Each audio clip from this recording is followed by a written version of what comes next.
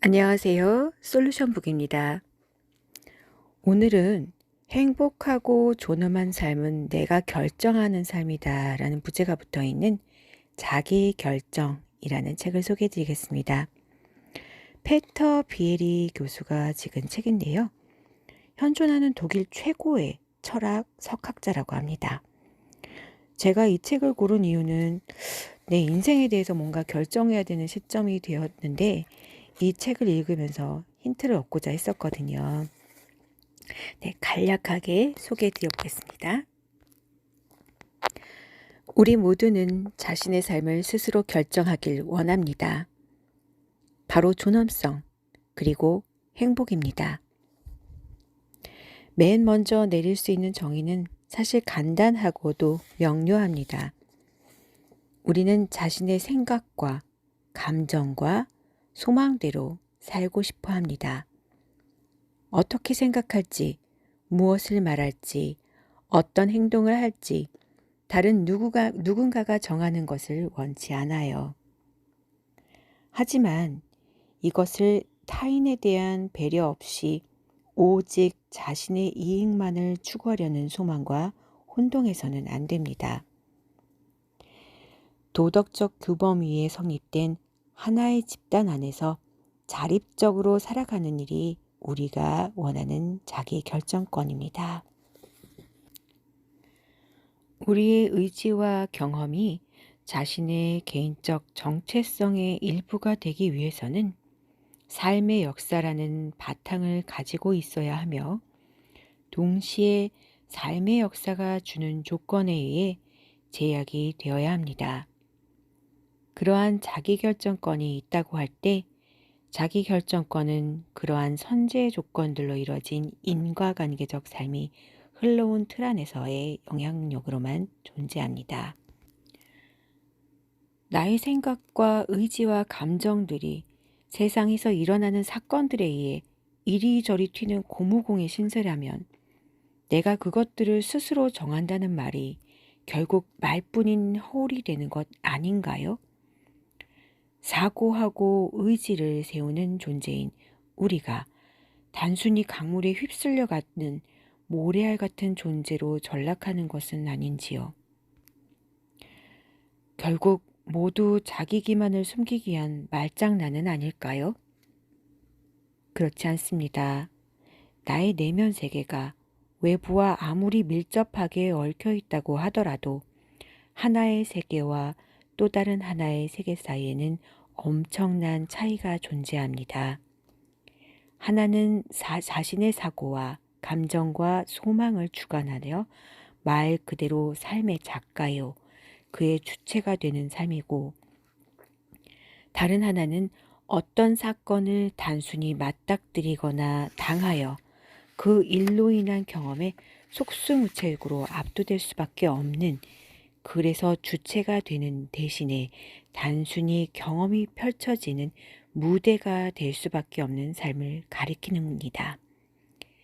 자기 결정을 이해하는 것은 바로 이런 차이를 이해하는 데서 출발합니다. 저는 이 대목이 저에게 굉장히 인식의 전환을 갖고 왔습니다. 내가 내 안에 갖고 있는 세계, 그리고 분명히 존재하고 있는 현실의 세계, 이 세계 사이의 차이점에 대해서, 이 간극에 대해서 정말 고민을 많이 했는데요. 나는 나대로의 세계를 창조하는 주체이면서 내가 접하고 있는 이 세계는 내 경험이 펼쳐지는 무대라는 이런 개념, 저는 저의 인식의 전환을 갖다주는 개념이었습니다. 그러면서 또 하나 제안을 하는데요. 자신의 의견과 바람과 느낌들에 관한 한 그저 맹목적으로 닥치는 대로 살아가거나 되는 대로 맡겨서는 안 되고 우리 스스로를 테마로 삼아서 스스로를 돌볼 수 있는 것이 우리 인간의 특징입니다. 이것은 뒤로 한 발짝 물러나 자신의 경험과 내적 거리를 둘 수 있는 능력입니다. 자기 자신과의 이러한 거리에는 두 가지 종류가 있습니다. 하나는 인식과 이해의 거리입니다. 내가 생각하고 느끼고 원하는 이것은 과연 무엇인가? 이 생각과 느낌과 소망은 어떻게 생겼을까? 이런 성찰적 사고 방식에는 중요한 생각이 하나 들어있는데요. 그것은 다르게 생각하고 다른 것을 느끼고 원할 가능성이 존재한다는 인식입니다. 자기 결정이 가능한 우리 같은 존재에게 가능성이라는 것은 아주 큰 의미를 가집니다. 자기 결정은 가능성에 대한 인지력, 즉 상상할 수 있는 능력을 필요로 합니다. 저는 수많은 자기계발서나 마음 공부에 관한 책들, 영성에 관한 책들에서 했던 이야기를 이렇게 철학책에서 접할 줄은 몰랐습니다. 더군다나 상상력에 대한 이야기, 자기 인식, 자기 성찰에 대한 이야기 너무나 명료하고 논리적으로 설명을 해주어서 저는 너무 감동적이었어요. 한 대목 더 들어보시겠습니다. 이제 내적 거리의 두 번째 종류를 보면 자신의 경험에 대한 평가가 어떻게 이루어지는지 더 분명하게 드러납니다. 나의 사고방식에 만족하는지, 더 이상 설득력을 가지지 못한다고 생각하는지, 나의 두려움과 시기심 증오가 마땅한 것으로 생각되는지, 나의 윗대로부터 물려받은 이 증오심을 다시 물려주는 사람이 될 것인지, 이런 질문들에 내 소망과 의지에도 질문을 던져봅니다. 좀 더 많은 돈, 좀 더 높은 지위를 추구하는 나의 의지가 정말로 내 마음을 편하게 하는가? 이런 질문, 우리 스스로 이룰 수 있는 이러한 새로운 인식, 그리고 평가하며 거리두기는 사실 신비로운 요소는 없습니다만 사고와 감정과 소망을 2차적으로 발전시키는 능력을 키웁니다.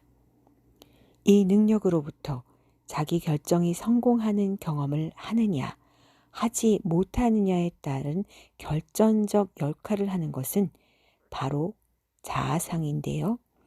이 고민 속에서 자아상은 자라납니다. 자아상은 우리가 어떤 모습이고 싶은가에 대한 생각입니다. 우리 삶이 내적으로 그리고 외적으로 우리의 자아상과 조화롭게 어울릴 수 있을 때 우리가 행위와 사고와 감정과 소망에 있어서 되고 싶어하는 모습의 사람이 되었을 때 그것을 자기 결정적 삶이라고 할 수 있는 것입니다. 네, 아주 짧은 대목이지만 자기 결정이라는 책에서 제 나름대로 가장 중요하게 보았던 부분을 소개했습니다. 페이지 수는 정말 작습니다. 100여 페이지 남짓인데요. 정말 한 페이지 한 페이지 소중하게 읽고 인식의 전환을 갖는 데 많은 도움이 되었습니다.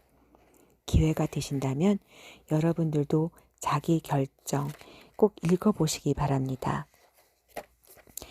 네, 오늘은 여기까지입니다. 감사합니다. 사랑합니다. 솔루션 북이었습니다.